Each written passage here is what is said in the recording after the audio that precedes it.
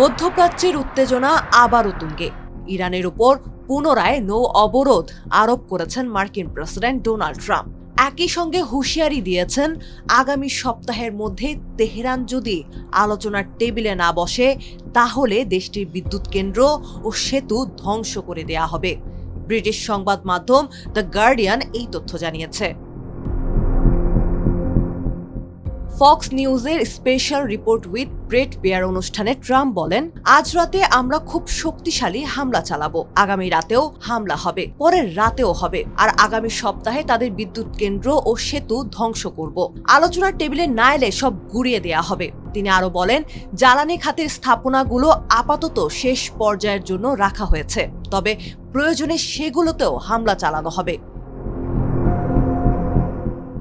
1949 সালে Geneva convention অনুযায়ী যুদ্ধের সময় বেসামরিক জনগণের জন্য অত্যাবশ্যক অবকাঠামো যেমন বিদ্যুৎ কেন্দ্র ও সেতু ইচ্ছাকৃতভাবে লক্ষ্যবস্তু করা নিষিদ্ধ। ট্রাম্পের বক্তব্যের পর আন্তর্জাতিক আইন বিশেষজ্ঞদের মধ্যে নতুন বিতর্ক শুরু হয়েছে। ওয়াশিংটনের পক্ষ থেকে কি ইরানকে কোনো বার্তা পাঠানো হয়েছে? এমন প্রশ্নের জবাবে ট্রাম্প বলেন, ইরানের জন্য একটি চুক্তিতে পৌঁছানোই ভালো হবে, অন্যথায় তাদের কাছে আর কিছুই অবশিষ্ট থাকবে না।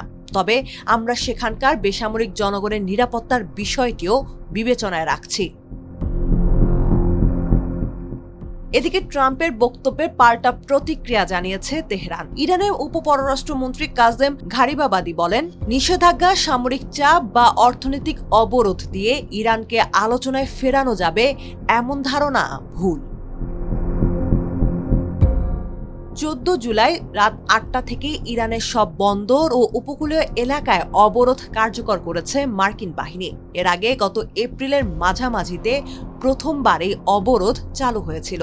পরে জুন মাসে যুদ্ধবিরতির লক্ষ্যে হওয়া একটি অন্তর্বর্তীকালীন চুক্তির পর তা প্রত্যাহার করা হয়। সেই চুক্তিতে ইরানের পরমাণু কর্মসূচি নিয়ে আলোচনার জন্য 60 দিনের সময়সীমা নির্ধারণ করা হয়েছিল, কিন্তু হরমুজ প্রণালীকে ঘিরে বিরোধ বাড়তে থাকায় আলোচনা থমকে যায়। এই সংঘাতের প্রভাব পড়েছে বিশ্ববাজারেও। গত এক সপ্তাহে ব্রেন্ট ক্রুড তেলের দাম প্রায় 15% বেড়ে ব্যারেল প্রতি $85 পৌঁছেছে, যা গত জুনের পর সর্বোচ্চ। সামনে মার্কিন কংগ্রেস নির্বাচন থাকায় জ্বালানির দাম বৃদ্ধি ট্রাম্প প্রশাসনের জন্য রাজনৈতিক চাপ তৈরি করছে।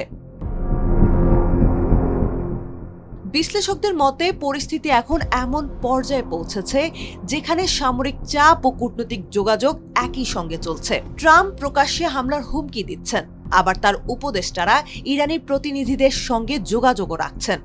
সবচেয়ে বড় প্রশ্ন এখন, আগামী সপ্তাহের আগে কি ওয়াশিংটন ও তেহরান আবার আলোচনার টেবিলে ফিরবে, নাকি হরমুজ প্রণালী ঘিরে এই সংকট আরো বড় সংঘাতে রূপ নেবে?